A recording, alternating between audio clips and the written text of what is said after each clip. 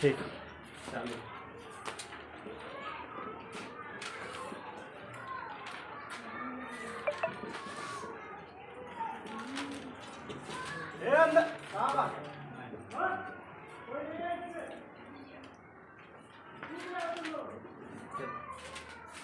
Class 10 chemistry start करेंगे, ठीक है। कल हम क्या पढ़े थे? रासायनिक पदार्थ पढ़े थे। रासायनिक अपक्रिया क्यों होती है? पदार्थ किस परिवर्तन के कारण? रासायनिक अपक्रिया पदार्थ किस परिवर्तन के कारण होती है? अरे क्यों होती है? पदार्थ किस परिवर्तन के कारण रासायनिक अपक्रिया होती है? रासायनिक, ठीक। रासायनिक क्रिया पदार्थ के रासायनिक परिवर्तन के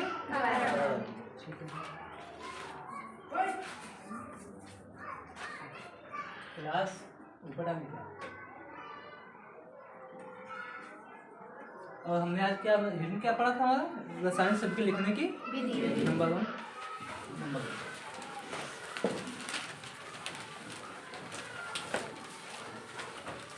देखिए अभिकारक, मान लीजिए A प्लस बी कोई पदार्थ है, क्या बना रहा है? C प्लस डी नहीं पदार्थ बना रहा है। ये अभिकारक और क्या है?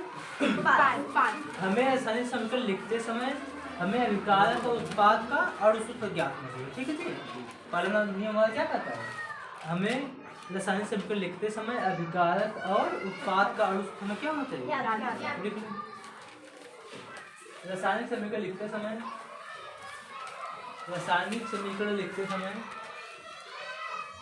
अभिकारक और रासायनिक समीकरण लिखते समय अभिकारक और उत्पाद का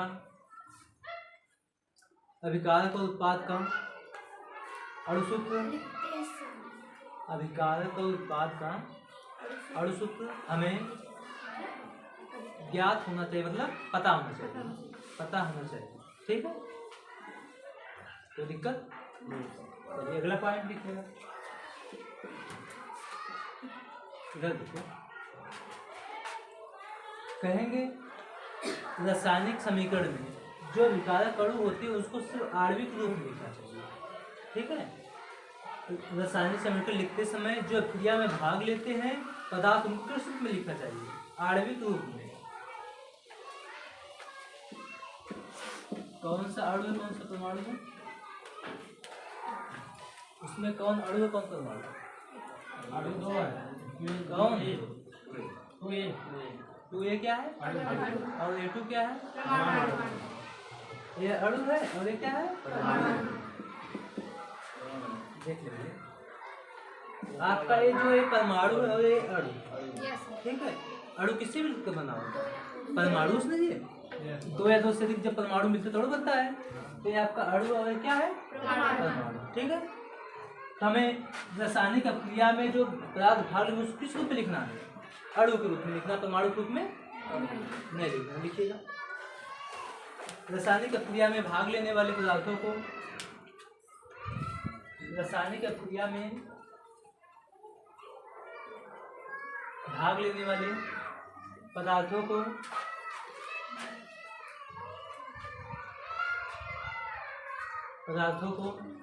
रासायनिक समीकरण में, रासायनिक अपक्रिया में भाग लेने वाले पदार्थों को रासायनिक समीकरण में आणविक रूप में लिखना चाहिए। इसमें लिखना चाहिए रासायनिक समीकरण में आणविक रूप में लिखना चाहिए। रासायनिक अपक्रिया में भाग लेने वाले पदार्थों को रासायनिक समीकरण में आणविक रूप में लिखना चाहिए। जैसे देखिए एग्जाम्पल बना लीजिए, किसको लिखना चाहिए? जैसे कि हाइड्रोजन आ गया, क्या रासायनिक समीकरण में क्या? हाइड्रोजन। यदि इसको हमें रासायनिक समीकरण लिखना होगा इसको हम H2 के रूप में लिखते हैं। इसके और आगे आपका नाइट्रोजन, इसको यदि रासायनिक समीकरण में लिखना है तो उसको हम N2 के रूप में लिखते हैं, ठीक है जी।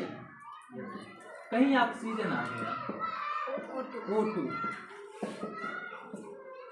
कहीं आपको क्लोरीन आ गई, हाँ, इसको F2 के रूप में लिखते हैं, ठीक है। कहीं आपको क्लोरीन आ गया हाँ जी, इसको Cl2।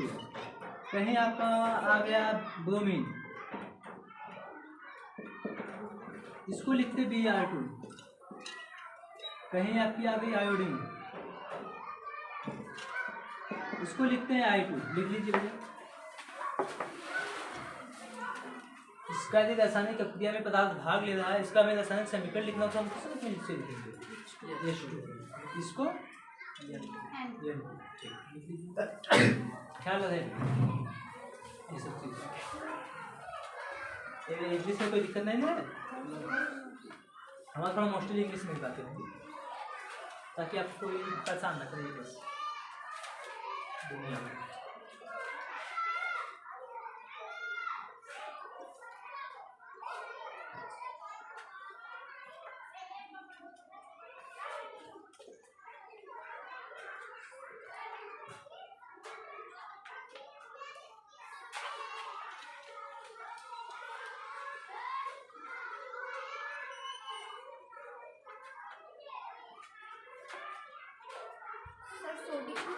सोडियम नहीं, एकल परमाणु।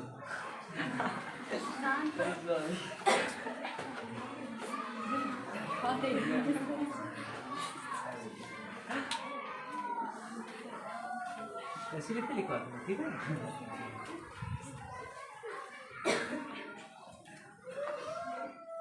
हाँ भैया, कोई भी दिक्कत तो नहीं। Yes sir. भैया सर ना कर, यहाँ ना पूछ लिया करो, बाहर पूछ लिया करो। सर ना कर पाया करो, भैया कर लिया करो। भैया तो नाम ही ले लिया करो, नहीं पूछ लिया करो, ठीक है। शिवम नाम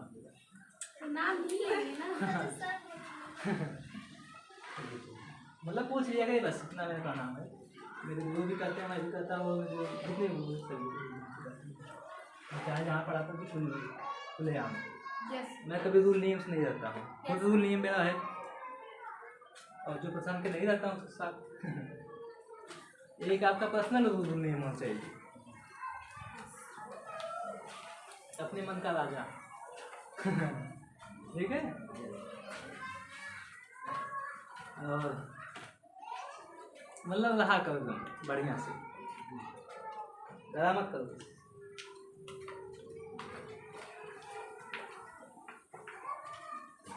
डरा मतलब किसी मार मत क्या कर दिया, मतलब इसके प्रक्रिया कम जी जो मतलब चाहे हो गया जी। आप लोग पढ़े हो क्लास 9 में एक अणु परमाणु।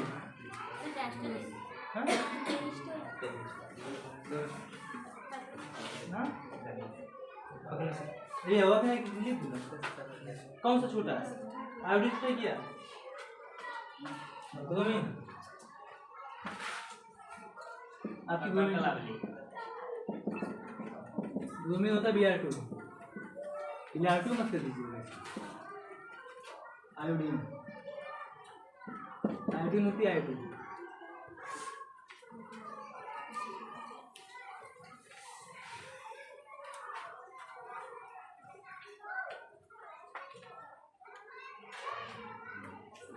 हो गया। चलिए क्लास 9 पढ़ाया हुआ एक अणु परमाणु। हाँ पढ़ेंगे।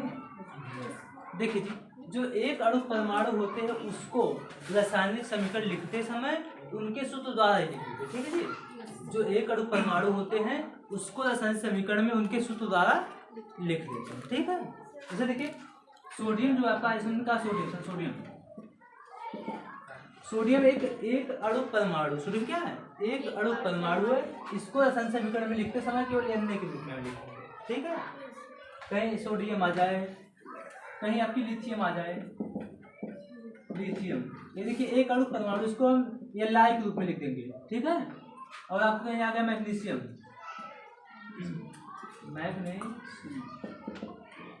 इसको Mg के रूप में लिख देंगे हम लोग। कहीं आपका आ गया एल्यूमिनियम, एल्यूमिनियम क्या है? हाँ अरे ठीक है, क्या है वो? कौन सा तत्व है? तत्व क्या हो सकता है? तत्व क्या होते हैं?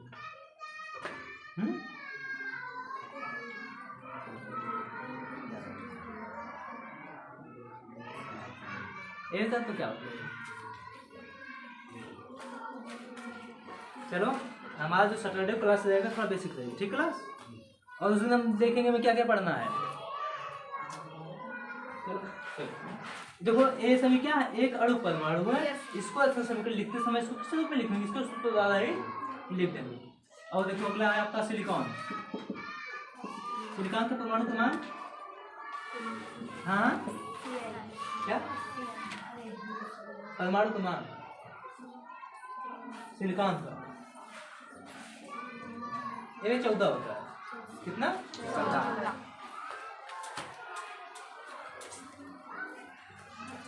ये 20 तक कम से कम याद कर लीजिए, ठीक है 20 तक। इसके बाद में कुछ इलेक्ट्रॉन कितने होते हैं? 4। ठीक है। अगला आ गया आपका, कितना लिख लीजिए। और देखिए कहीं आप पोटेशियम आ गया, क्या पोटेशियम, इसको किस रूप में लिखेंगे हम लोग? क्या के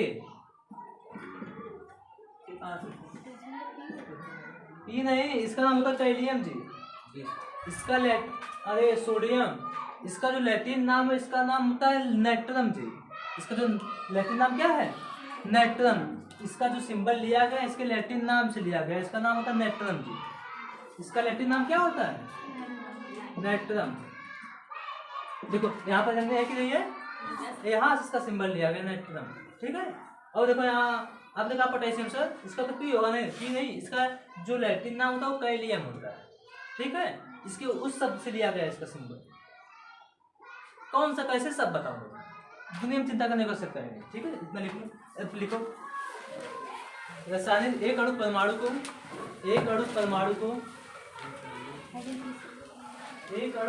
को रासायनिक समीकरण में लिखते समय एक अणु परमाणु को रासायनिक समीकरण में लिखते समय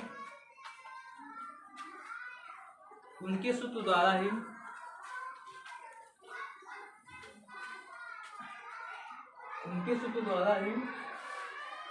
लिखते हैं, ठीक है जी। इसे कहीं आपका लिथियम आगे रासायनिक समीकरण इसका लिखना है, उसको हम लोग किस रूप में लिखेंगे? एल आई, ठीक है। जिसे लिख लीजिए सब।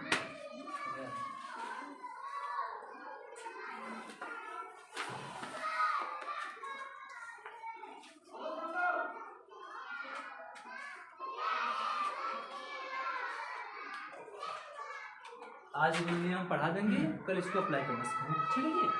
कल लेंगे तो आना जी। चलिए करना उसको कहाँ से लेंगे हम लोग।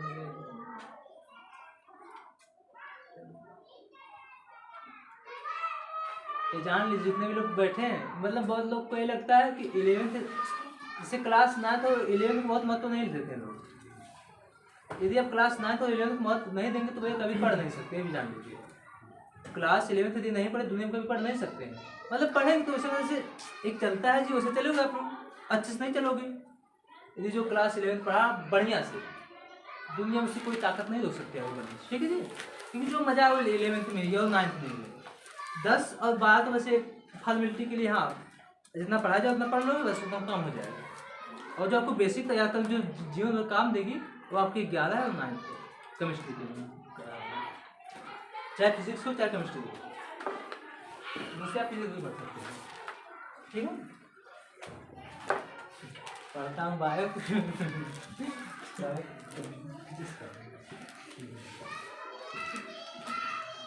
आज मैं बाहर आती तो वैसे मतलब कुछ नहीं, लेकिन जिसको उठा लूंगा वो सब आएगा।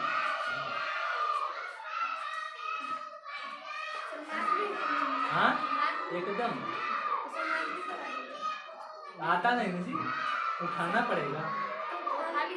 अरे सर है तो क्या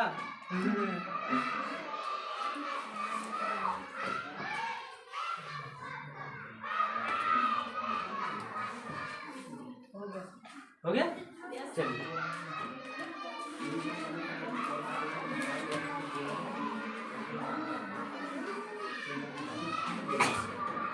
अगला नियम लिखिए कर दो, नंबर 4।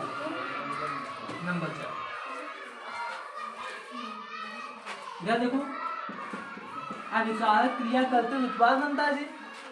हाँ, मान लीजिए C+D उत्पाद बन रहा, कहेंगे अभिकारक और उत्पाद के मध्य हम एक तीर का चिन्ह लगा दें, कितना नहीं होगा, क्या होगा? अभिकारक और उत्पाद में हम क्या लगाते हैं? एक तीर का चिन्ह लगा देते हैं। अरे इधर देखो, अभिकारक की साइड है बाएं जी, उत्पाद की साइड है दाएं। क्या कहेंगे? तीर के बाएं तरफ अभिकारक को और तीर के दाएं तरफ उत्पाद को लिखते हैं। ठीक है, तो लिखिएगा अभिकारक और उत्पाद के मध्य, अभिकारक और उत्पाद के मध्य, उत्पाद के मध्य हम तीर का चिन्ह लगाते हैं। हम तीर का क्या लगाते हैं? चिन्ह लगाते हैं। तीर के बाईं तरफ अभिकारक को, तीर के बाईं तरफ अभिकारक को तथा तीर के दाएं तरफ उत्पाद को लिखते हैं। तीर के बाएं तरफ अभिकारक को तथा तीर के दाएं तरफ उत्पाद को लिखते हैं। तो दिक्कत? चलिए अगला नियम क्या चाहिए? नंबर 5वां है।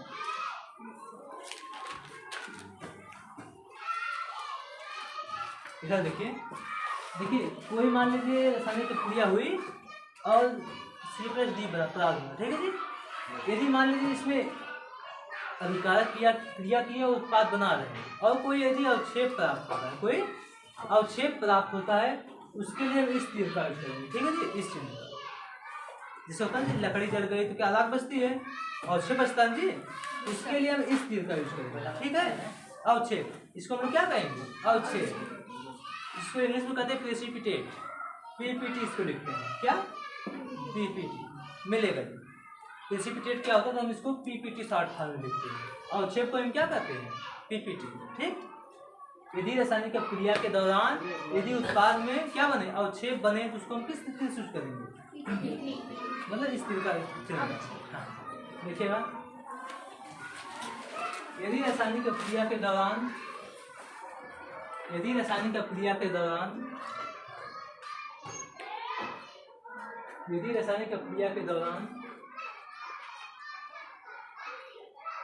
कोई अवक्षेप प्राप्त होता है तो, कोई अवक्षेप क्या होता है? प्राप्त होता है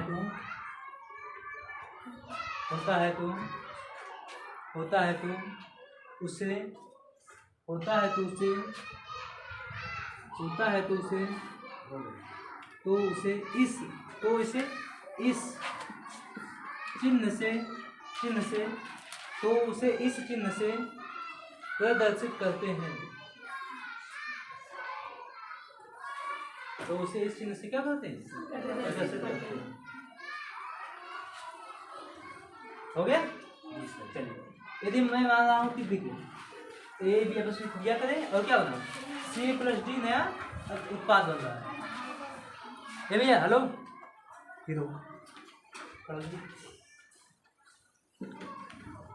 यहाँ D मान लीजिए, देखिए A B आपस में क्रिया किए हैं और C+D नया पदार्थ बना है। मैं मानता हूँ यहाँ जो D है वो अवक्षेप प्राप्त हुआ है। इसके लिए हम किस चिन्ह का, यहाँ पे कौन सा चिन्ह हम लगाएंगे?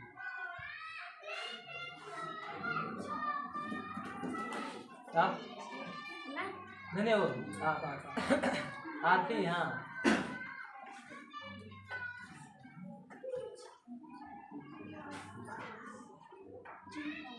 मतलब मैं आप रहा हूँ तो लोग बातें कर रहे हैं। आप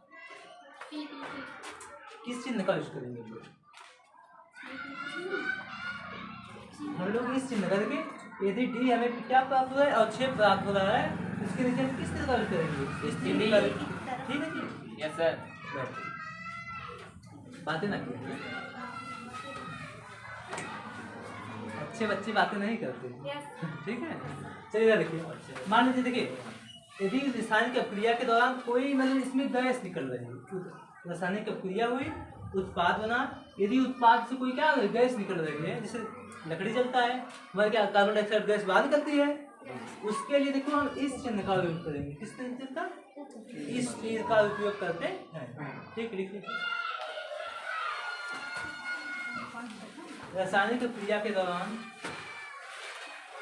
बने उत्पाद से यदि रासायनिक क्रिया के दौरान बने उत्पाद से यदि रासायनिक क्रिया के दौरान बने उत्पाद से यदि कोई गैस बाहर निकलती है तो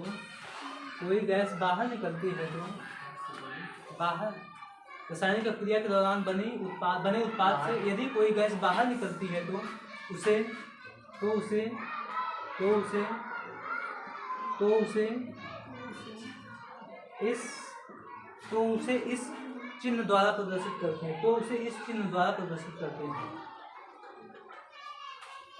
उसे इस चिन्ह द्वारा प्रदर्शित करते हैं। सॉरी, अरे ये सॉरी गैस, हाँ इस तो उसे इस चिन्ह द्वारा प्रदर्शित करते हैं।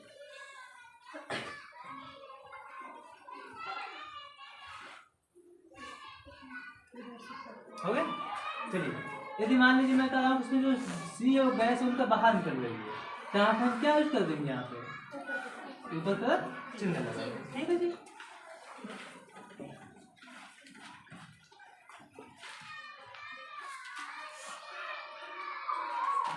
ये देखिए, यदि मान लीजिए ए और बी कोई सब्सटेंस है वो, और सी प्लस डी नया पदार्थ बन रहा है। ठीक है जी। यदि मान लीजिए कोई कह रहा है गैस है क्या, तो इसके लिए आप लोग जी लिख दोगे। ये क्या है, मान लीजिए सॉलिड है, इसके लिए आप लोग ऐसे लिख दोगे। सॉलिड मतलब ठोस, गैस मीन्स गैस तो जानते हो। यदि मान लीजिए कोई द्रव है, तो इसके लिए आप क्या लिख दोगे, यहाँ से लिखिएगा। रासायनिक क्रिया में भाग लेने वाले अभिकारक और उत्पाद की अवस्थाओं को रासायनिक क्रिया में भाग लेने वाले अभिकारक और उत्पाद की अवस्थाओं को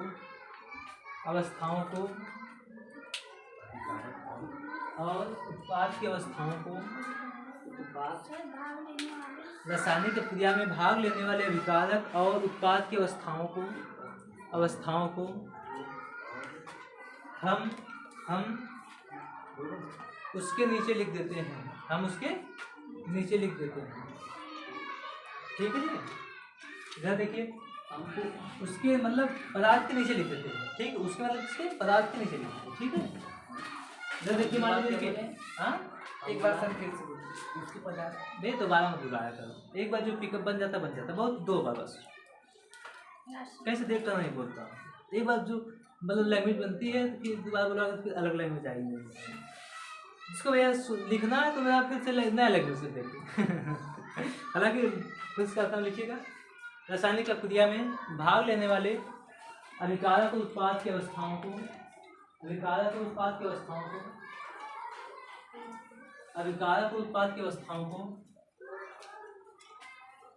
को पदार्थ के नीचे लिख देते हैं।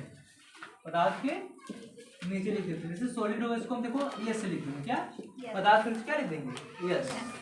कोई लिक्विड है, लिक्विड मीन्स क्या, द्रव, इसको हम एयर लिख देंगे। पदार्थ के नीचे क्या लिख देंगे, एयर लिख देंगे। और कोई गैस है आपका, उसके नीचे हम जी लिख देंगे। क्या जी, राइट डाउन।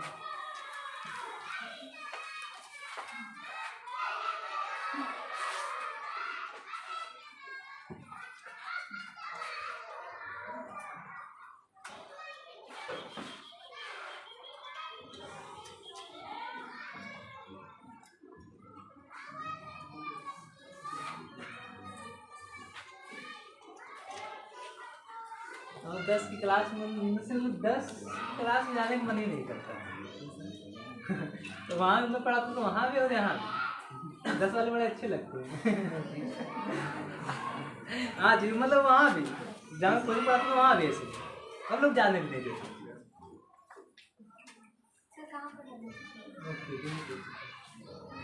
राजा गंज में मुक्ति। चलिए आइए इधर देखिए, आप लोग इसे आप जो लिखेंगे हम नहीं लिखेंगे। इधर देखिए, नाइट्रोजन है, हाइड्रोजन से क्रिया करके अमोनिया बनाता है। क्या? अमोनिया। इसके लिए आप रासायनिक समीकरण लिखें। इसके लिए आप लोग रासायनिक समीकरण लिखिए। देखता हूँ कौन लिखा है रासायनिक समीकरण लिखना है।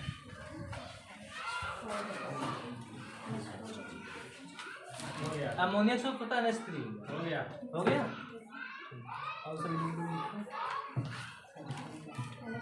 दिखा दो और उसकी अवस्था नीचे लिख दो।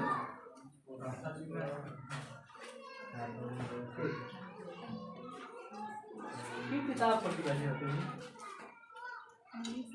घर किताब खोला करो ठीक है। आपके लिए किताब खोल कर हो जाता हूँ। हाँ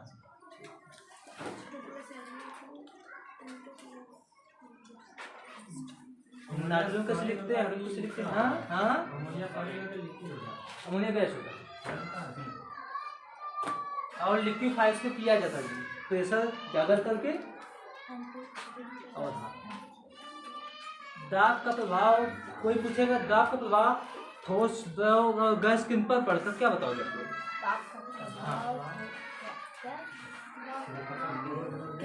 किस पर पड़ता है? हाँ केवल गैस पर, नहीं द्रव पड़ेगा और नहीं सॉलिड पर। अरे एक मान लीजिए सॉलिड है, इसमें मैं दाब लगाऊं क्या मतलब आएगा अंदर? नहीं आएगा। यदि मान लीजिए कोई द्रव है उसको भी हम यदि दाब लगाएंगे तो उसको भी कोई असर नहीं पड़ेगा, थोड़ा मोड़ा हल्का पड़ सकता है जी, लेकिन ज़्यादा पड़ेगा नहीं। लेकिन यदि गैस है उसको मैं एकदम पास लाऊंगा इस कंटेनर में क्या है? एक गैस भरी हुई है। इसको हम जितना पास लाऊंगा उतना ही पास होती चली जाएगी। ठीक है जी। एक समय आएगा ऐसा इसके जो अणु है बहुत पास आएंगे। क्या? बहुत पास। वो क्या जब पास तो द्रव बन जाता है। जो आपके सिलेंडर में गैस होती है वो क्या होती है? द्रव रूप में पाई जाती है। उसको प्रेशर लगाकर उसको द्रव के रूप में किया जाता है। क्या होता है ये? जब ये द्रव के रूप में आ जाएगी क्या इस पर दाब का प्रभाव पड़ेगा? नहीं पड़ेगा, क्योंकि दाब का प्रभाव प्रेशर तो नहीं पड़ता है जी। ठीक। अच्छा जो आपके गैस में, जो आपके घर में गैस रखी रहती है उसमें कौन सी गैस भरी रहती है? क्या?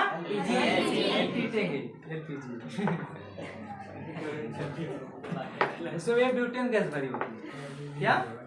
ब्यूटेन गैस भरी होती है। और हाँ अरे भैया गैस भैया खुला है, महक थोड़ा बंद कर दो गैस। तो जो गैस भरी होती है वो नहीं महकता है। वो जो गैस भरा होता है वो नहीं महकता भैया उसको, ताकि वो गैस लीकेज कर रही महक रहा है, जो गैस जलता वो नहीं महकता है। उसके महक के लिए उसमें भरी जाती है भैया ये C2H5SH एथिल मर्कैप्टेन। ये गैस भरी जाती है, ये महकता है जी। ठीक, वो गैस नहीं महकती है। इसको इसलिए भरते हैं ताकि जब कहीं से आपको गैस लीक करे तो इसकी गंध आपके नाकों तक जाए तो आपको पता चले कि हाँ गैस लीक करे, तो आप उसको सही करवा दोगे। ठीक है। जो आप गैस उसमें भरी तो वो नहीं महकती। ठीक है। उसके महकने के लिए कौन सी गैस भरी रहती है? एथिल मर्कैप्टेन इसका नाम होता है। और एक गजब की बात सर, इसका नाम तो सल्फर होता है, मर्कैप्टेन कैसे हो गया? इसका नाम सल्फर होता है भैया? Yes sir. तो कैसे मर्कैप्टेन? हाँ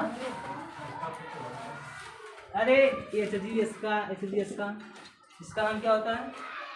मर्क्यूरी होता है। इसको मर्कैप्टेन कहते हैं, मर्कैप्टाइड इसको कहते हैं। क्या?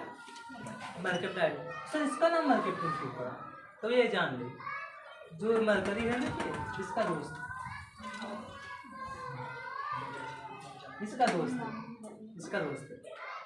मरकरी इसका दोस्त है। तो भैया कहते चल मेरा नाम क्यों ले ले, मान लो इसका GF। कैसे मालूम? भैया पीरियोडिक प्रॉपर्टी आपको पढ़ाई जाए क्लास 11 में, आपको पीरियोडिक प्रॉपर्टी पढ़ाई जाएगी। ये जो है आपका ये जो है P ब्लॉक का है और D ब्लॉक का तत्व है। ठीक है जी। इसका और इसका गुण मिलता जुलता है बहुत सारे।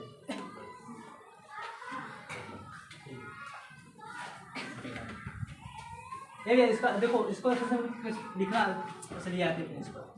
इसको देखो नाइट्रोजन को N2 के रूप में लिखते हैं जी, ऐसे ना इसको H2 के रूप में, और ये बन गई NH3 जी। क्या इसकी अवस्था क्या है? नाइट्रोजन गैस है। और इसके इसके लिखकर लिख दिया। अब ये हाइड्रोजन में न्यूट्रॉन संख्या कितनी होती है? न्यूट्रॉनों की संख्या। हाँ जी, न्यूट्रॉन संख्या एक होती है, एक को नहीं होती। लेकिन ये तो पहले तो पता होना चाहिए कि न्यूट्रॉन का हम कैसे ज्ञात करेंगे। जैसे परमाणु क्रमांक कितना होता है इसका, हाइड्रोजन का? क्या होता है परमाणु क्रमांक? परमाणु क्रमांक क्या होता है किसी?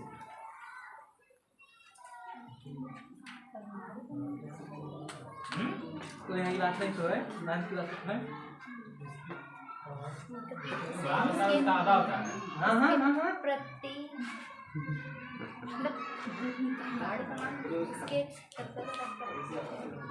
सुनो, नाभिक में उपस्थित प्रोटॉनों की संख्या परमाणु क्रमांक कहलाती है। ठीक है, नाभिक में उपस्थित प्रोटॉनों की संख्या कहलाती है परमाणु क्रमांक। चलिए कौन लिखेगा?